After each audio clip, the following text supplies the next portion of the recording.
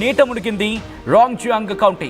దాదాపు 6 లక్షల మంది సురక్షిత ప్రాంతాలకు తరలించింది ఆ దేశం అంటే అర్థం చేసుకోవచ్చు. మరి ముఖ్యంగా ప్రాంత ప్రభుత్వం ఇప్పటికీ వరదల కారణంగా 6 మృతి చెందినట్టుగా తెలుస్తోంది. 2వ అంతస్తు వరకు వరదలు పోటెత్తాయంటే అర్థం చేసుకోవచ్చు. 1954 తర్వాత ఇవే రికార్డు స్థాయి వరదలు. ఈ నేపథ్యంలో అక్కడ ఆ విజువల్స్ మీరు చూస్తున్నారు. 2వ అంతస్తుకి చేరుకుని అర్థం చేసుకోవచ్చు. కొన్ని ప్రాంతాల్లో ఒక గ్రౌండ్ ఫ్లోర్ అంటే సపోజ్ పార్కింగ్ ప్లేస్ ఉంటుంది కదా, ఆ పార్కింగ్ ప్లేస్తో కలిపి పోనీ పార్కింగ్ ప్లేస్ కాకుండా సెల్లార్ ఓ మై గాడ్, ఆ విజువల్స్ మీరు చూడొచ్చు. 2వ ఫ్లోర్ నుంచి వరద నీరు బయటకు వస్తుంది. వరద ప్రవాహానికి ఊర్లు మునిగిపోయాయి. కొంతమంది అయితే ఇళ్లను విడిచి పారిపోయారు, కొంతమంది ఇళ్లను విడిచిపెట్టి ఎక్కడెక్కడికో చేరుకున్నారంటే అర్థం చేసుకోవచ్చు. సురక్షిత ప్రాంతాలకు వారు బయలుదేరారు. మరికొన్ని ప్రాంతాల్లో 2వ అంతస్తు నుంచి ఒక వాటర్ ఫ్లో లాగా అంటే కొండ మీద ఉన్న ప్రాంతాల్లో, ఈ కొండ ఉన్న ప్రాంతాలకు సంబంధించి అక్కడి నుంచి వరద ఉధృతికి ఇళ్లలోకి నీరు చేరుకుంటోంది. ఇల్లు బురదతో ఆ 2వ అంతస్తు నుంచి ఆ వరద నీరు చేరుకుంటోంది. వరదలకు ఇళ్లు మునిగిపోయాయి. భవనాలు అసలు రోడ్లా లేకపోతే చెరువులా, లేకపోతే నదులకి రోడ్లకి చెరువులకి తేడా లేకుండా ప్రస్తుతం అంతా ఒకలాగే కనిపిస్తుందని అర్థం చేసుకోవచ్చు. ఒక్కసారి అక్కడ విజువల్స్ చూద్దాం.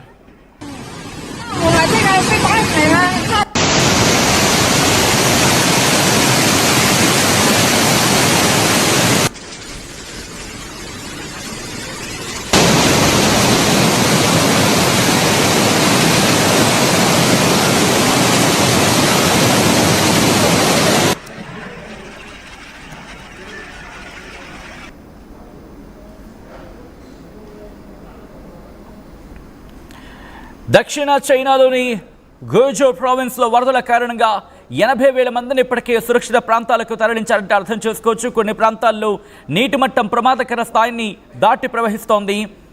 గ్వాయిజో కొన్ని సందర్భాల్లో గుజో ఇలా అంటూ ఉంటారు. ఈ ప్రాంతానికి సంబంధించి ఈ ప్రావిన్స్లో భారీగా వర్షాలు కురిశాయి. ఒక వారంలో రెండోసారి వరదలు రావడంతో ఎంతమంది మీద ప్రభావం పడిందో తెలుసా? అప్పటికే 80,000 మందిని సురక్షిత ప్రాంతాలకు తరలిస్తే ఇంకొక 40,000 మందిని ఖాళీ చేయించారు. ఇప్పటికే 6 మరణాలు కూడా నమోదయ్యాయి. ఇది డైరెక్ట్ గాను ఇండైరెక్ట్ గాను 6 లక్షల మంది మీద ప్రభావం చూపించింది. చైనాలో వరదల ధాటికి అక్కడ ఇళ్లను వదిలి పారిపోతున్నారు జనం. సురక్షిత ప్రాంతాలకు తలదాచుకునేందుకు వెళ్ళిపోతున్నారు. కార్లు కొట్టుకుపోతున్నాయి, ఇళ్లకు ఇళ్ళు, దాంతోపాటు ఆ వాహనాలు ఎక్కడ చూసినా ఇదే పరిస్థితి. ఈ గ్వాయిజోకి సంబంధించి మాట్లాడుకున్న సందర్భంలో మీరు చూడొచ్చు, 2nd ఫ్లోర్ నుంచి ఆ బురదతో వరద ప్రవాహం అంటే కొండవాళ్ళు ప్రాంతాల నుంచి ఆ వరద ప్రవాహం నీటికి ఏ స్థాయిలో కొట్టుకొస్తుందో అర్థం చేసుకోవచ్చు. ఇళ్లలోకి చొరబడి ఇళ్లలో నుంచి బయటకు వస్తోంది ఆ వరద ప్రవాహం. దాంతోపాటు 2nd బాక్స్లో మీరు చూస్తున్నారు, దాదాపుగా వారం రోజులుగా ఇదే పరిస్థితి. నీట మునిగిపోయింది. ఎక్కడ చూసినా ఆ ప్రాంతంలో ఈ గ్వాయిజో ప్రాంతానికి సంబంధించి మాట్లాడుకున్న సందర్భంలో ఈ ప్రావిన్స్లో ఇటువంటి పరిస్థితి. దాంతోపాటు 3rd బాక్స్లో మీరు చూడొచ్చు, అక్కడ నదులకి, వాగులకి, వంకలకి, కాలువలకి, చెరువులకి తేడా లేకుండా దాదాపుగా అన్నీ ఒకలాగే కనిపిస్తున్న పరిస్థితి ఉంది. వారంలో రెండోసారి వర్షాలు బీభత్సాన్ని సృష్టించాయి. దీంతో రాంగ్జియాంగ్ కౌంటీ మునిగిపోయింది. 3 లక్షల మందిని సురక్షిత ప్రాంతాలకు తరలించింది ఆ దేశ ప్రభుత్వం. ఇప్పటికే వరదల కారణంగా 6 మృతి చెందారంటే అక్కడ పరిస్థితిని అర్థం చేసుకోవచ్చు. 1954 తర్వాత చైనాలో సంభవించిన అతిపెద్ద వరదలు ఇవే. దీంతో అక్కడి ప్రజలు అల్లాడిపోతున్నారు. తినడానికి తిండి కూడా దొరకని పరిస్థితి ఉందంటే అర్థం చేసుకోవచ్చు. కొన్ని ప్రాంతాల్లో సహాయక చర్యలకు తీవ్రమైన ఆటంకం కలుగుతోంది. దక్షిణ చైనాలోని గుజో ప్రావిన్స్లో వరదల కారణంగా 80,000 మందికి ఇప్పటికీ సురక్షిత ప్రాంతాలకు తరలించింది. మొత్తంగా మొన్న వచ్చిన వరదలు, ఆ తర్వాత రీసెంట్గా వచ్చిన వరదలతో కలిపి సుమారుగా 2 లక్షల మందిని సుమారుగా వాళ్ళు సురక్షిత ప్రాంతాలకు తరలించిన పరిస్థితి ఉంది. దాంతోపాటు ఇండైరెక్ట్ గాను డైరెక్ట్ గాను 6 లక్షల మంది మీద ప్రభావం చూపించిందంటే అర్థం చేసుకోవచ్చు. ఒకసారి అక్కడ ఎటువంటి పరిస్థితి ఉంది? అబ్బా, హృదయ విదారక దృశ్యాలబ్బా ఇవి. ఎందుకంటే ఒకసారి చూడండి, అక్కడ ఉంటుంది అదేం పెద్ద పెద్ద బంగ్లాల్లో ఏం కనిపించట్లేదు. ఈ ప్రాంతం మీరు చూస్తే కనుక ఎక్కడెక్కడి నుంచో కార్లు కొట్టుకొస్తున్నాయి. ఈ వ్యాపార సముదాయానికి సంబంధించినంతా మనకు క్లియర్ కట్గా కనిపిస్తోంది. పూర్తిగా నగరం నగరం నీట మునిగిపోయింది. నగరం నగరం నీట మునిగిపోయింది.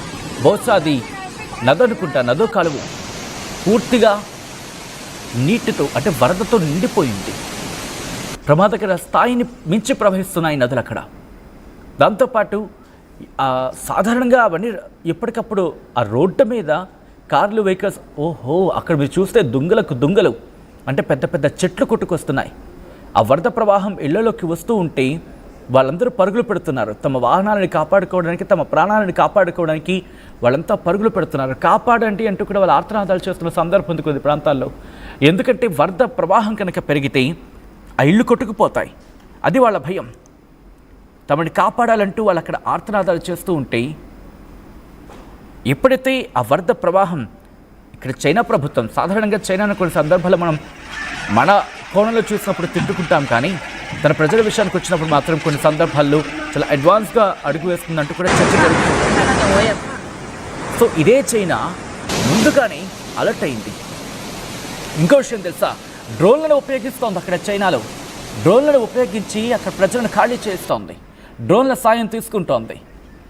ఈ వరదల ప్రభావం ఏ స్థాయిలో ఉందంటే ప్రజలను సురక్షిత ప్రాంతాలకే తరలించడమో, లేకపోతే అదిగో ఫస్ట్ విషయం చూడండి, ట్రక్ సైతం మునిగిపోయింది. ఇళ్లకు ఇల్లు దాదాపుగా కొన్ని అడుగుల మేర బురద మేట వేస్తుంది. అక్కడ పూర్తిగా కదల్లేని పరిస్థితి ఉంది. అంటే ఇంటి నుంచి బయటకు వస్తే వరద నీటిలో చిక్కుకుపోవడం. ఇక్కడ మీరు చూడొచ్చు ఆ ఇల్లు, ఆ ఇంటి పైకప్పు పూర్తిగా అక్కడ వరకు కూడా నీరు టచ్ అయిపోయింది. కొన్ని సందర్భాలు అయితే 2 అంతస్తుల ఆ ఇళ్లకు సంబంధించి అంతవరకు టచ్ అయింది వాటర్. ఇక్కడ మీరు చూస్తే కార్లు కొట్టుకుపోతున్నాయి. రోడ్ల మీద నడవలేని పరిస్థితి. ఒకవేళ ఆ వరద నీటిలో కాలు పెడితే ఎలా ఉంటుందో తెలీదు. ఒక్కసారిగా అకస్మాత్తుగా వరద ప్రవాహం పెరిగితే కొట్టుకుపోయే పరిస్థితి ఉంటుంది. 1954 తర్వాత చైనా అనుభవిస్తున్న వరద ఇది. 2004లో కూడా అక్కడ వర్షాలు వచ్చాయి. దాదాపుగా 26 రాష్ట్రాలని మరికొన్ని ప్రాంతాలని ఇబ్బంది పెట్టాయి. సుమారు 1 కోటి మంది మీద ప్రభావం చూపించాయి అప్పుడు. ఆ తర్వాత ఒక 80 మంది మరణించారు, లేకపోతే గల్లంతయ్యారంటూ కూడా చర్చ జరుగుతుంది. సుమారుగా 7,44,000 మందిని వాళ్ళకి పునరావాసం కల్పించారు. అటువంటి పరిస్థితులు. కానీ ఈసారి ఇప్పటి వరకు ఎందుకు ఈ వర్షపాతం ఈ స్థాయి నమోదవుతోంది, ఇంకా ఎటువంటి పరిస్థితులు ఉంటాయనే అంశానికి సంబంధించి చైనా అంచనా వేస్తోంది. భారీ వర్షాలు ఇటు రింగ్ జియాంగ్, గుయిజౌ నగరాలను చుట్టుముట్టేసింది. ఆ ప్రభావానికి ప్రజలు వణికిపోయారు. ఎందుకంటే ఎక్కడ చూసినా కళ్ళ ముందు ఇదే పరిస్థితి. చైనాలో భారీ వర్షాల కారణంగా, చైనాలో వరదల కారణంగా వరదలు కొన్ని లక్షల మంది మీద, మరి ముఖ్యంగా 6 లక్షల మంది మీద డైరెక్ట్గాను ఇండైరెక్ట్గాను ప్రభావాన్ని చూపించాయి. వరద విలయం అక్కడ ఏ స్థాయికి చేరుకుందంటే వాళ్ళని కాపాడడానికి ప్రభుత్వం అక్కడికి డ్రోన్స్ని ఉపయోగించాల్సి వచ్చిందంటే అర్థం చేసుకోవచ్చు. 1954 తర్వాత ఇప్పుడు ఈ వర్షాలు బీభత్సాన్ని సృష్టించాయి. ఇన్ఫ్యాక్ట్ ఒక 4 రోజుల క్రితం కూడా అప్పుడు వుహాన్ కావచ్చు, లేకపోతే గాంగ్డాంగ్, గాంగ్జీ, జింగ్జియాంగ్ ఇలాంటి ప్రాంతాల్లో వర్షాలు వచ్చాయి. ఆ ప్రాంతాలు నీట మునిగాయి కూడా. కొండచర్యలు విరిగిపడి 10 మంది మృతి చెందారు, మరో 20 మంది గల్లంతయ్యారు. అప్పుడు మాట్లాడుకున్నాం. కానీ ఇప్పుడు ఈ చైనా వరదలు ఇంకొకసారి నెలల వ్యవధిలో రావడంతో అక్కడ ప్రభుత్వం కూడా ఆందోళన వ్యక్తం చేసింది. సురక్షిత ప్రాంతాలకు ప్రజలని తరలించేందుకు ఏర్పాట్లు చేస్తోంది. మరి ముఖ్యంగా రోడ్ల మీద తిరిగే ప్రాంతాలకు కూడా బోట్లను ఉపయోగించాల్సి వస్తుందంటే అర్థం చేసుకోవచ్చు. రెస్క్యూ ఆపరేషన్స్ని అక్కడ ఎలా తీసుకువెళ్ళే ప్రయత్నం చేస్తుందో.